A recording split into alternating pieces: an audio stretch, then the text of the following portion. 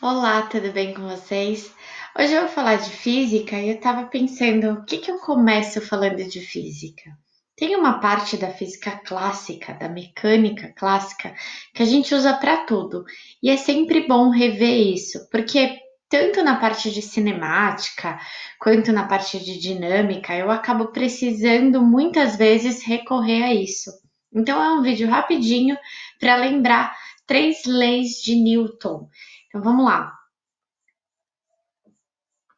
As três leis de Newton.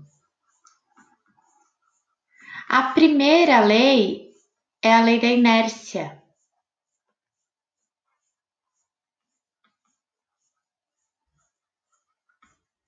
O que ela diz pra gente? Ela diz que um objeto, se ele não receber uma força externa, ele vai permanecer da maneira que ele está.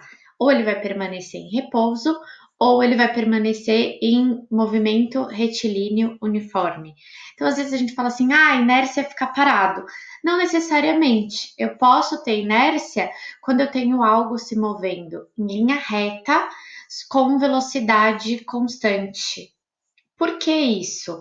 Quem me ajuda a entender a inércia? A segunda lei. A segunda lei é a lei que a gente mais utiliza. É a lei fundamental da dinâmica, é o princípio fundamental da dinâmica, que diz para mim o quê? A gente chama ele de princípio fundamental da dinâmica. Diz assim, olha, a força resultante em um corpo é igual à massa desse corpo vezes a aceleração nesse corpo.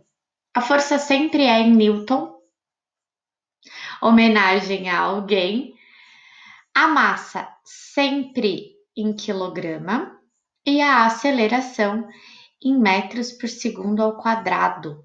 Então, muitas vezes vocês podem encontrar, ao invés de força em Newton, a força em quilograma vezes metro por segundo ao quadrado, certo? Quando a minha resultante é zero, é porque eu não tenho aceleração. A massa eu sempre vou ter. Se eu não tenho aceleração, eu não tenho quem modifique a velocidade. Então ele permanece em inércia. Vamos tentar entender um pouquinho melhor.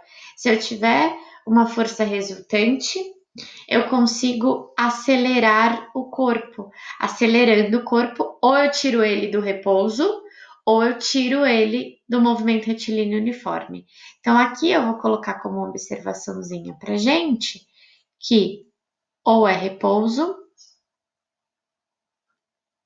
ou é movimento retilíneo uniforme. Essas são duas formas de equilíbrio.